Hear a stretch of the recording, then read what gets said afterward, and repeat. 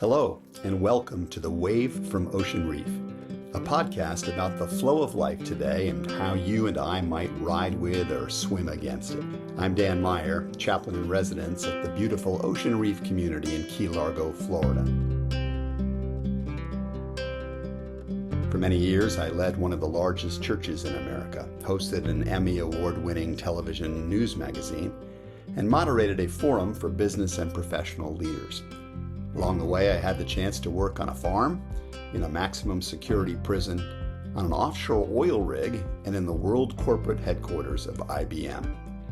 These experiences, plus a political science education at Yale and degrees in theology from Princeton and Fuller seminaries, have made me fascinated with people and with the various predicaments and possibilities that shape the flow of human life. I hope you'll find this podcast sparks your own thinking about that. So here's the wave for today. Hungry at the end of the day, a 15-year-old found his mother in bed and was suddenly seized with great concern. "Gosh, Mom, are you sick or something?" "Well, as a matter of fact," the woman replied weakly, "I'm not feeling too well." "Gee, I'm sorry, Mom," the boy responded with furrowed brow. "Don't you worry a bit about dinner. I'm getting pretty big now, and I'll be happy to carry you down to the stove." Mothers don't get much of a break, do they? Between provisioning her soldiers, handling firefights, keeping sand out of the barracks, and continually arranging troop transport, most mothers must feel something like weary warriors. Speaking of one such woman, the book of Proverbs in the Bible says, "Her lamp does not go out at night." Or, as a more familiar maxim puts it, "A man's work is from sun to sun, but a mother's work is never done." When you get right down to it, moms are on the front lines of a battle with work and worry that challenges more than just mothers today. Our weekly schedules and portable devices betray our fear that unless we take charge of every little detail, schedule some meaningful activity into every little space, stay available to all the people who may need to reach us, we'll fall behind.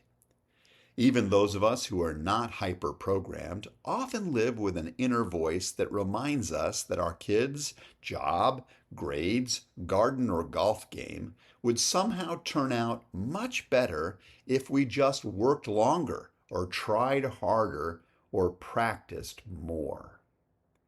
Don't get me wrong here. Work is a wonderful thing. Work is one of the ways that we imitate the creativity of God, the master workman. Whether it's in mothering or managing a portfolio, our work is part of how we make ourselves available to God as instruments He can use to advance His good purposes.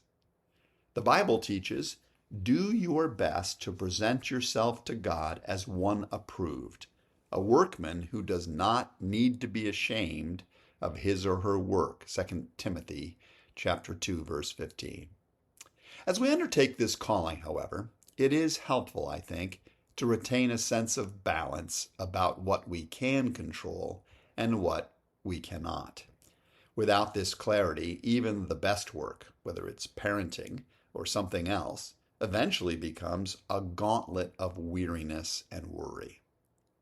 There are moments when many of us feel like the salvation of our children, our business, our nation, or other significant causes is all up to us. If God just created the world and then went on permanent holiday, as the 18th century deists and some today have believed, then there would be little reason not to lose ourselves in frenzied labor over the course of human life and history. The Bible, however, describes reality differently than that.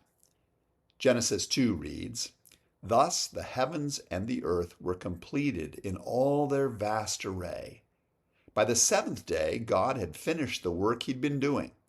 So on the seventh day, He rested." I find it helpful to read that text closely and think about it. The Bible says that in creating the world, God completed not all that he wanted to do, not all that he was going to do. God simply finished the work he had been doing, quote unquote, and then took a break. The God we meet in Genesis is like a master painter, someone so filled with the grand vision of what he's going to create that when he is sketched in the barest outline of his ultimate masterpiece, the sheer promise of it all drives him back from the canvas for a moment, simply to sigh and admire his work. But make no mistake about it, the master paints on. God would no sooner leave the final fate of our children or any of the other precious concerns we agonize over entirely in our hands alone than Michelangelo would have left the completion of the Sistine Chapel ceiling to the church building committee. Without a doubt, you and I have a meaningful role to play in the life of our family members, in our communities, and across our nation. But we need to keep reminding ourselves that we are bristles in the brush that God holds in his sure hand.